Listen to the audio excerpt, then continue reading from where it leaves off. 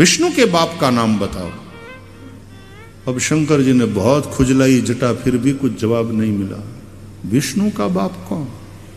बोले केवल एक ही बाकी रह गया है। कन्या पक्ष वाले पुरोहित ने कहा एक ही बात बाकी रह गई। अब आपके पिता ब्रह्मा, ब्रह्मा के पिता विष्णु, अब विष्णु के बाप का नाम बताओ ताकि गोत्रोच्चार पूरा हो जाए। विष्णु का बाप कौन? शंकर जी ने कहा मैं। समझना चाहते हो? ये ब्रह्मा विष्णु महेश, ये जो त्रिदेव है और तीनों की शक्तियां, विष्णु श्याम, उनकी शक्ति लक्ष्मी, वो हिरण्यवर्णा, हिरण्यवर्णाम हरिणीं सुवर्णरजतस्रजां चंद्रां हिरण्मयीं लक्ष्मीं जातवेदो आवह। उस हिरण्यवर्णा ने, भगवान विष्णु से ही ब्रह्मा हुए हैं, उनके नाभि कमल से।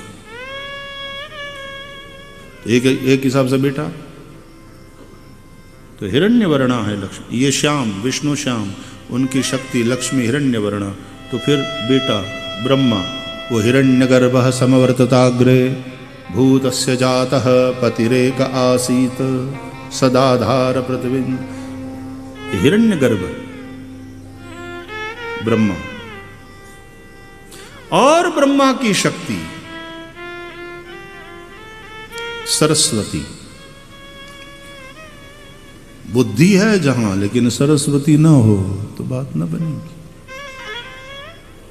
ज्ञान हो लेकिन वक्तृत्व शक्ति ना हो, ऑरेटरी ना हो, तो उसको कैसे प्रकट करोगे ज्ञान? तो सरस्वती। ब्रह्मा हिरण्यवर्ण,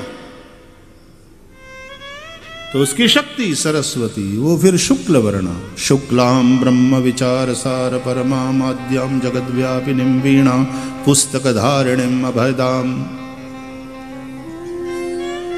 गौर सफेद शुक्ल। आगे ब्रह्मा जी की भ्रुकुटी से, भागवत के अनुसार ब्रह्मा जी ने क्रोध किया और रुद्र प्रकट हुए भ्रुकुटी से। तो इनकी जो शक्ति है उसका जो वर्ण है, यानी ब्रह्मा की शक्ति का जो वर्ण है, वही वर्ण फिर शिव का। कुंद इंदु समदेह कर्पूर गौरम। गौर। और उनकी शक्ति काली। काली। और काली का जो वर्ण है वो फिर विष्णु का। कनेक्शन देखो, सर्किट पूरी होती है। समझ में आ रहा? ये जो धर्म का, अध्यात्म का विज्ञान है, समझने लायक। महादेव का विवाह हो रहा था पार्वती के साथ, और मुनि अनुशासन गणपति ही पूजे शंभु भवानी। को सुनि आचरज करे जनी सुर अनादि जिय जानी। तो गणपति जी का पूजन किया गया शिव पार्वती के विवाह में। पहले गणपति का पूजन। ले बेटा कहां से आ गया? अभी तो दोनों की शादी हो रही है, अभी तो दोनों का विवाह हो रहा। वो गणपति। तुलसीदास जी को पता था कि लोगों के मन में ये प्रश्न उठेगा, तो तुरंत लिखा कि को सुनी आचरज करे जनी। आश्चर्य होए यदि किसी को, तो मैं बता दूं, सुर अनादि जी। सुर अनादि, दैवी शक्ति अनादि, विघ्न करता और विघ्न हरता, ये विघ्नेश्वर, ऐसी शक्ति।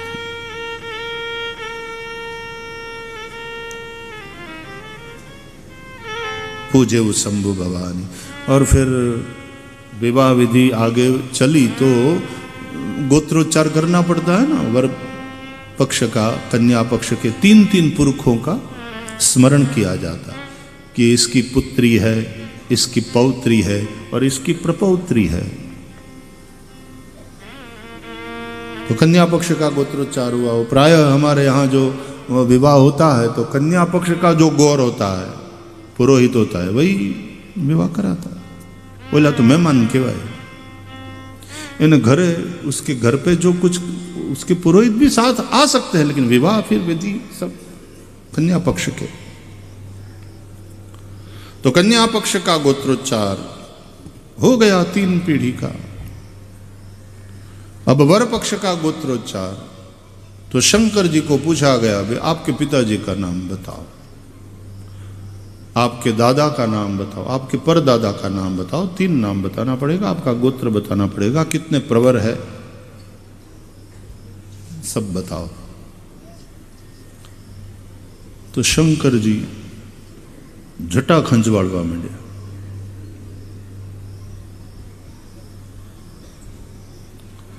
अब जटा को संभालना, उसको मेंटेन करना, बहनों आपके लंबे बाल, आपको इतना मेहनत करना पड़ता है, समय समय पर शैम्पू करना, ये करना, वो सब। लेकिन ये सन्यासी महात्मा लोग जो जटा रखते हैं लंबी लंबी, आपसे भी ज्यादा उनको संभालना पड़ता है। नहीं तो यदि ठीक से नहीं संभाला तो उसमें महीन कीड़े हो जाते जटा, तो उसको संभालना। फिर आपकी तरह शैम्पू वैम्पू तो होता नहीं है, तो राख वगैरह इस तरह से लगाते हैं। गजब है हमारी सन्यास साधु परंपरा भी। जटा मुकुट सुर सरित सिर लोचन ललिन विशाल, नीलकंठ लावण्य निधि सोह बाल विधुभाल।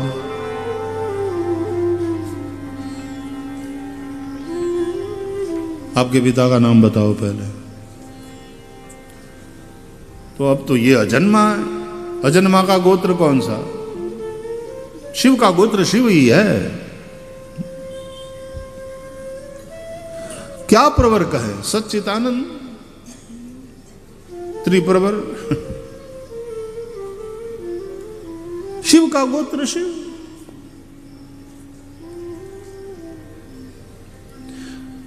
नहीं तो हम लोग प्रणाम भी करते हैं संध्या वंदना इत्यादि के बाद, तो बोलना पड़ता है कुत्स गोत्रोत्पन्नो हम आंगिर समान धातृ कौत्से तित्री प्रवरान्वितः अमुक नाम शर्मा अहम भो आचार्यत्वाम अभिवादयामि भो सूर्य चंद्रमसो युवाम अभिवादयामि भो याज्ञवल्क्यत्वाम अभिवादयामि। गोत्रोच्चार पूर्वक नमस्कार होता है। तो आपके पिता का नाम, तो शंकर जी ने थोड़ा सोचा, का ब्रह्मा, ब्रह्मा जी, हमारे पिता ब्रह्मा जी, हम ब्रह्मा जी से हुए। हाँ, तो ब्रह्मा के आप पुत्र है।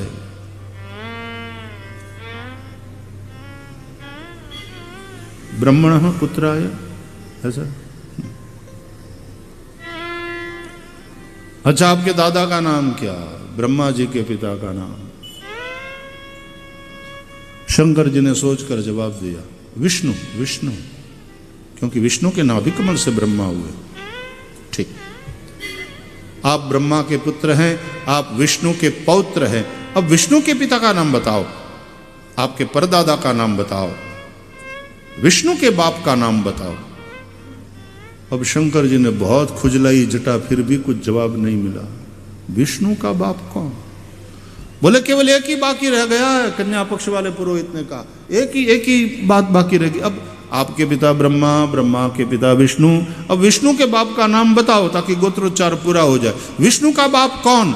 शंकर जी ने कहा, मैं विष्णु का बाप मैं खुद।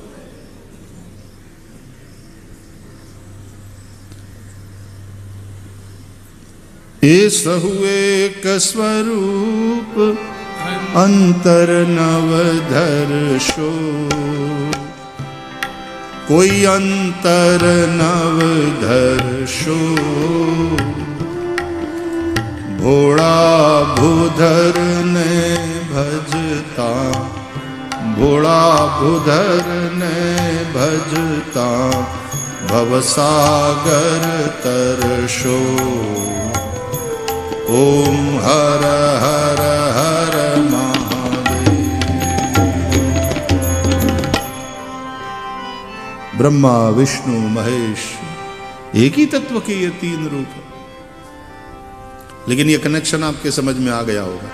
विष्णु काले मेघवर्णम शुभांगम, उनकी शक्ति लक्ष्मी हिरण्यवर्णा, तो उनके बेटे ब्रह्मा हिरण्यगर्भ, उनकी शक्ति सरस्वती शुक्लाम ब्रह्म विचार सार परम, उनसे शिव, तो शिव फिर गौर, उनकी शक्ति फिर काली, काली कारण विष्णु। तो कनेक्शन देखो। कुंद इंदु समदेह पहली बार। दूसरा परिचय उमा रमन, उमा के ये रमण है, पति है।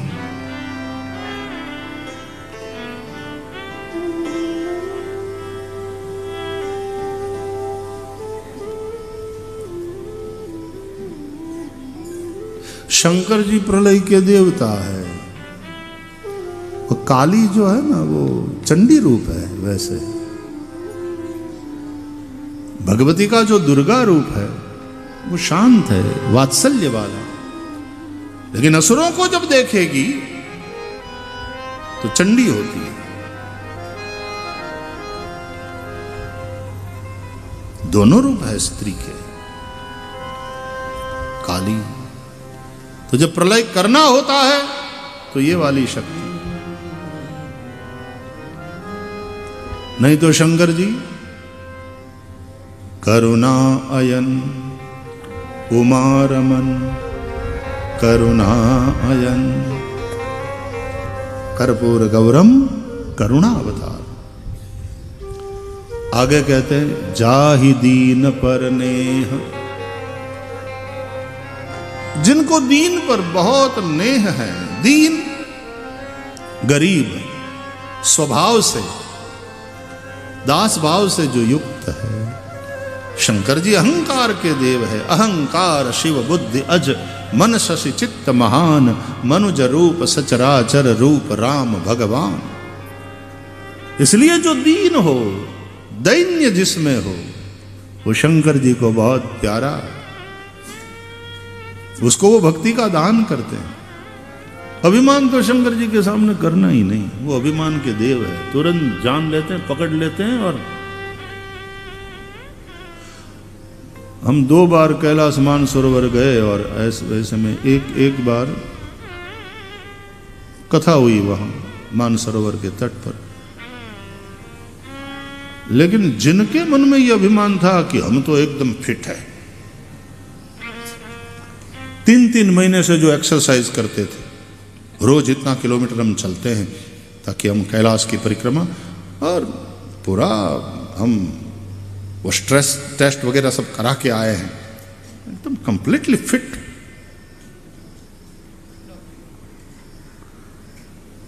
वही लोग वहां जाकर ऐसे बीमार हुए कि रूम से बाहर ही नहीं निकल पाए। कैलाश परिक्रमा की तो बात क्या करें। और पहली यात्रा में हम ऐसे ऐसे पूज्य महाराज श्री रमन रेती पूज्य महाराज श्री के साथ गए थे, तो तब तो कोई ऐसा उम्र का लिमिटेशन वगैरह था नहीं वहाँ की अथॉरिटी के द्वारा। तो मैं बात कर रहा हूँ 98 की, हाँ 98 की। तो उस समय जब हम गए तो ऐसे ऐसे सभी बुजुर्ग आए थे, तो जहाँ जहाँ बीच में पड़ाव रहता यात्रा का, तो फिर महाराज श्री मुझे कहते कि जरा देखिए आओ सबको। तो महाराज श्री आप बिराजो, मैं देखे आता हूँ सबको। तो वहाँ सबसे मिलने जाता, तो 1-2 तो इस तरह से बाथरूम जाने के लिए यूं एक दीवार को पकड़ करके धीरे धीरे जा रहे थे। 4 कदम चले, वैसे भी वहाँ ऑक्सीजन की कमी, तो सांस फूलने लगती थी। तो मैं जाता पूछता कि भाई आप ठीक है? ठीक है भाई जी। तो लेकिन आप थोड़े हाँफ रहे। अरे बोले मुझे अस्थमा की बीमारी है। अस्थमा की बीमारी? तुम यहां आए हो ऐसी बीमारी लेकर, और यहां ऑक्सीजन की कमी और ऐसी बीमारी लेकर यहां आए हो? क्या फर्क पड़ता है, यहां चले भी गए तो महादेव के चरणों में। बोलो, उस विश्वास से और उस दीनता के साथ जो आए थे उनकी यात्रा अच्छे से पूरी हो गई, सकुशल वापस गए। और जो 3-3 महीने से लगातार कसरत कर रहे थे, व्यायाम कर रहे थे, डॉक्टर ने जिसको एकदम फिजिकली फिट का सर्टिफिकेट दिया था, वो ऐसे बीमार हो गए वहां जाकर के परिक्रमा भी नहीं लगा पाए। कोई भी प्रकार का अहंकार नहीं।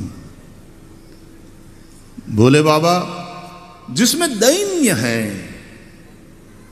उन भक्तों, उन वैष्णवों पर बहुत राजी रहते हैं। जाहि दीन पर नेह, ऐसे भगवान शिव करव कृपा मर्दन मयन। ए कामदेव के शत्रु, ए कामदेव को करने वाले, हम पर कृपा करो। कामारी है भगवान शिव, काम को जलाकर जिन्होंने राख किया।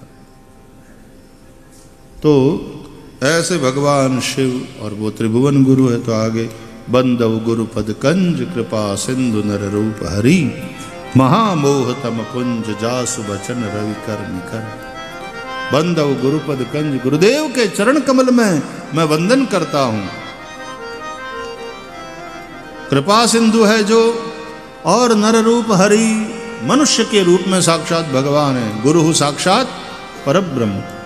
या तो विद्वान लोग ऐसा भी कहते हैं, कृपा सिंधु नर रूप हरि लिख करके अपने गुरु नरहरिदास जी महाराज का भी स्मरण कर लिया तुलसीदास जी। मोह रूपी तमपुंज को मिटाने के लिए, अंधकार को मिटाने के लिए, जिनकी वाणी रविकर निकर, सूर्य की किरण के समान। तो गुरु की वाणी सूर्य की किरण के समान, और गुरु के चरण कंज। बंदव गुरुपद कंज, तो चरण है कंज, कमल, और गुरु की वाणी सूर्य की किरण, रविकर निकर। तो कंज और रविकर निकर का सीधा संबंध है। जब सूरज निकलता है तो कमल खिलता है, और जब सूरज ढलता है तो कमल बंद हो जाता है। मतलब सूरज के ऊपर कमल का खिलना, बंद होना आधारित है। उसी प्रकार वाणी के अनुसार जिनके चरण आचरण है, जो बोलते हैं तदनुसार जिनका आचरण है, इसलिए तो हम आचार्य कहते हैं गुरु को। ऐसे गुरु की वंदना, और फिर चौपाइयों की रचना करते हो। बंदव गुरु पद पदम परागा, सुरुचि सुभाष सरस अनुरागा।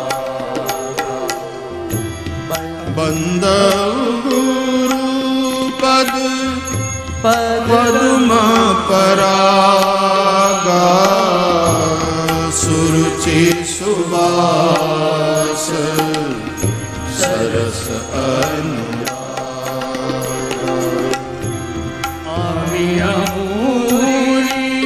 माया चूरण चारो, समन सकल भवरुज परिवार, सुकृति संभूतन विमल विभूति, मंजुल मंगल मोद प्रसूति, मंजुल मंगल मोद प्रसूति।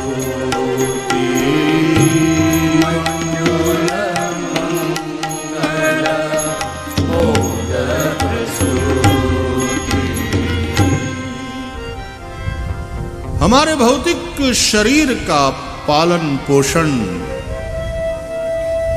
माता पिता से मिला है शरीर, पालन पोषण भी माता पिता करते हैं, धरती हमें अन्न देती है, लेकिन जीवन को सही ढंग से जीने और सफल करने की विद्या तो सद्गुरु ही देते हैं। अतः सद्गुरु के बिना आदमी जिंदा तो रहेगा लेकिन भटकेगा। गुरु बिनु भवनिधि तरई न कोई, जो बिरंची शंकर सम हो। गुरु तत्व अनिवार्य है। ऐसे सदगुरु की वंदना करी, सदगुरु के चरणारविंद की रज, गोस्वामी जी कहते हैं वो मृदु मंजुल अंजन है जिसको आंख में आंजने से नयन अमीय दृग दोष विभंजन, दृष्टि के दोष को जो मिटा देता। आंखों का तेज बढ़ता है, ऐसा अंजन आंख में लगाया, सुरमा, आंखों का तेज बढ़ता है। तो गुरुदेव के चरणारविंद की रज वह मृदु मंजुल अंजन है। श्रीमद् भागवत में भी संतों महापुरुषों के चरणारविंद की रज का बहुत महत्व गाया। रामचरितमानस के अयोध्या कांड में भी प्रारंभ ही श्री गुरु चरण सरोज रज निज मन मुकुर सुधा, वहां गुरुदेव के चरणारविंद की रज से मन को विशुद्ध करने की बात है। और बाल कांड में गुरुदेव के चरणारविंद की रज मृदु मंजुल अंजन है, उससे दृष्टि के दोषों को मिटाने की बात। बाल कांड बाल्यावस्था का प्रतीक है, अयोध्या कांड युवावस्था का प्रतीक है। बाल कांड में बाल्यावस्था में मन बिगड़ता नहीं है, निर्दोष होते हैं बच्चे।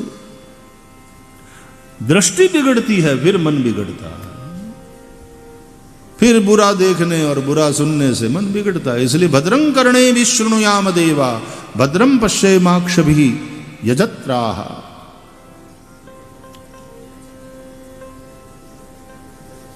इसलिए बाल कांड में गुरुदेव की कृपा से दृष्टि शुद्धि, और फिर युवावस्था में किसी ऐसे सदगुरु संत की शरण में रहना, उसके आश्रय में रहना, नहीं तो मन ऐसा विकार की ओर चला जाएगा। परिवार के पुरखों से मिले हुए संस्कार धुल जाएंगे और विकार के आवेग में ऐसा बह जाएगा। इसलिए गुरु की जरूरत है। इसलिए हम बच्चों को गुरुकुल में रखते थे, गुरु की सन्निधि में। अब युवावस्था में तो ऊर्जा एकदम अपने चरम पर होती है, उसको चैनलाइज करना बहुत जरूरी है, वरना ऊर्जा गलत मार्ग पर जाएगी। इसलिए गुरु की बहुत आवश्यकता है। भागवत में भी महापुरुषों के चरणारविंद की रज का जब तक हमारे मस्तक पर अभिषेक नहीं होता तब तक मन पवित्र नहीं होता, और मन पवित्र नहीं होता, चित्त शुद्ध नहीं होता, तब तक ज्ञान का प्रकाश संभव नहीं है, और बिना ज्ञान के मुक्ति नहीं हो सकती। ऋते ज्ञानान्न मुक्ति। तो रहु गणई तपता तत्तपसा न याति, न चेज्जया निर्वपणाद गृहाद्वा, न छंदसा नैव जलाग्नि सूर्यैर विना महत्पादरजोभिषेकम। कह करके श्री जड़भरत जी महाराज ने पंचम स्कंद में महापुरुषों के गुरुजनों के चरणारविंद की रज का महत्व बताया। इसका मतलब यह नहीं कि उनके चरणों से धूल लेकर के अपने मस्तक पर रख लो, नहीं, वो चरण आचरण देखना है, तद अनुसार सीखना। आओ एक कुछ शब्दों में गुरुदेव की वंदना कर लें, अपने अपने गुरु गोविंद की वंदना करें। हे मेरे गुरुदेव,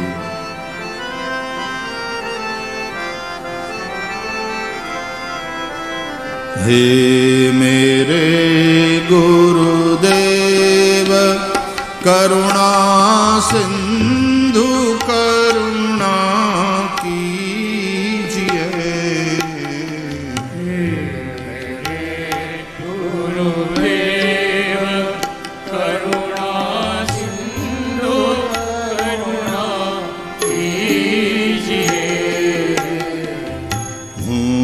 अधम आधीन अशरण अब शरण में लीजिए।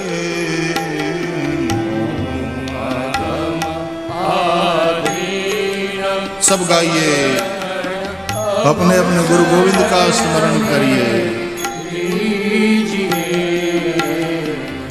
हे मेरे गुरुदेव, खा रहा गोते हूँ मैं भव सिंधु के मझधार में।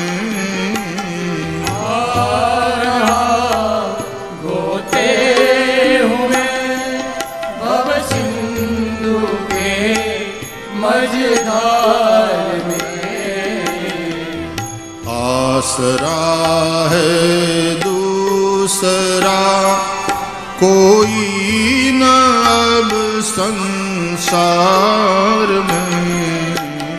आसरा है दूसरा कोई न अब संसार में। हे मेरे गुरुदेव, पाप बोझे से लदी नैया भंवर में आ रही। पाप बोझे से लदी नैया भंवर में आ रही। नाथ दौड़ो बचाओ, जल्द डूबी जा रही। नाथ दौड़ो अब बचाओ, जल्द डूबी जा रही।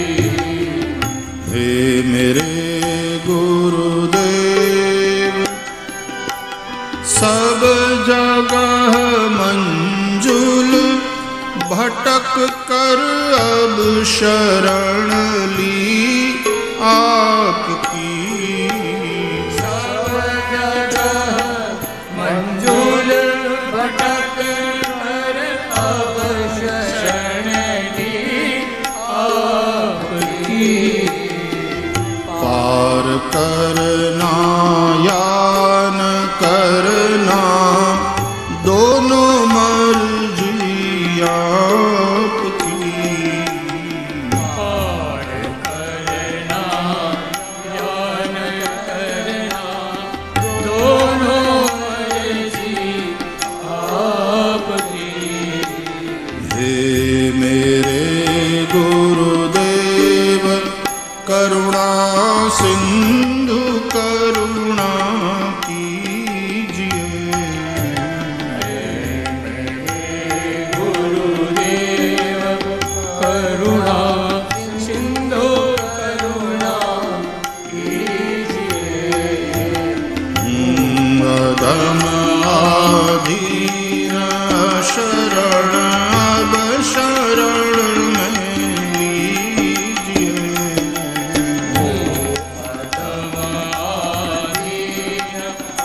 शरण शरण में लीजिए। हे मेरे गुरुदेव, ओम गुरुदेव जय गुरुदेव। गुरुदेव जय गुरुदेव। ओम गुरुदेव जय गुरुदेव। ओम गुरुदेव जय गुरुदेव। अधम उदाहरण जय गुरुदेव। अधम उदाहरण जय गुरुदेव। अधम उदाहरण जय गुरुदेव। अधम उदाहरण जय गुरुदेव। ओम गुरुदेव सद्गुरुदेव। ओम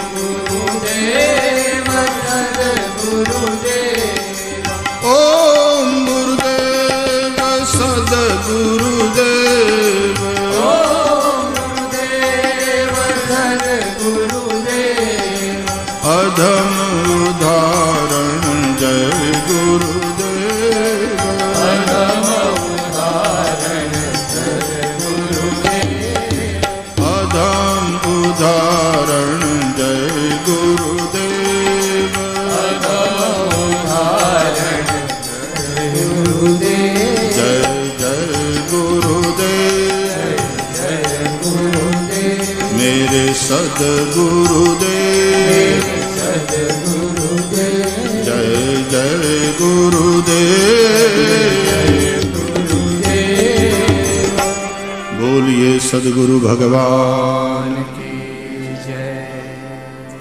सद्गुरुदेव की कृपा के चलते दृष्टि के दोष जब मिट जाते हैं,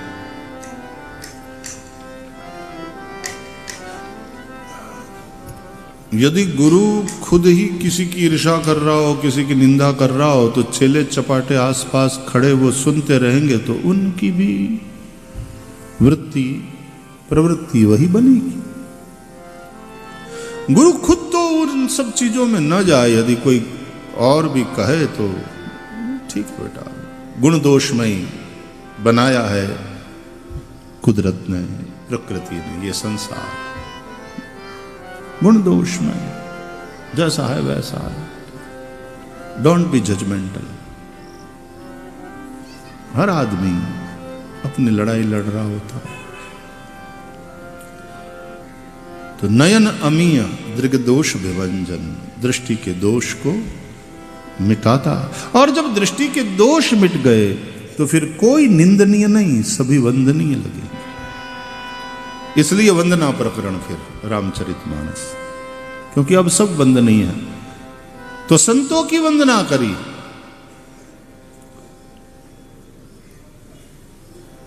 चलता फिरता वो जंगम तीर्थराज प्रयाग है कह करके संतों की वंदना तुलसीदास जी करते। जो जग जंगम तीर्थराज, जिस प्रकार प्रयाग में त्रिवेणी संगम है, गंगा यमुना सरस्वती का संगम है, उसी प्रकार संतों में भी राम भक्ति जहाँ सुर सरी धारा, राम भक्ति जहाँ सुर सरी धारा, सरसई ब्रह्म विचार प्रचारा, सरसई ब्रह्म विचार प्रचारा, विधि निषेधमय कलिमल हरणी, विधि निषेधमय कलिमल हरणी, विधि निषेधमय कलिमल हरणी, विधि निषेधमय कलिमल हरणी, कर्म कथार विनंदनी बरनी, कर्म कथारवि नंदनि बरनी, राम भक्ति जहाँ सुर सरी धारा। राम भक्ति रामेश्वर में बैठे हैं सब लोग, सुन सुन करके गायन भी करो, भोले बाबा प्रसन्न होंगे। वहां जाकर इतना पैसा खर्चा करके आप पूजा करवाते हो महादेव की, वो तो कराओ बिल्कुल, यहाँ तीर्थ में आए हैं हम, लेकिन यहाँ ये जो पूजा प्यार से गाओगे तो भोले बाबा का जो प्रसाद मिलेगा प्रसन्नता का। राम भक्ति जहाँ सुर सरी धारा, पूरा पंडाल भक्ति जहाँ सुर सरी धारा, हाँ, सरसई ब्रह्म विचार प्रचारा, सरसई ब्रह्म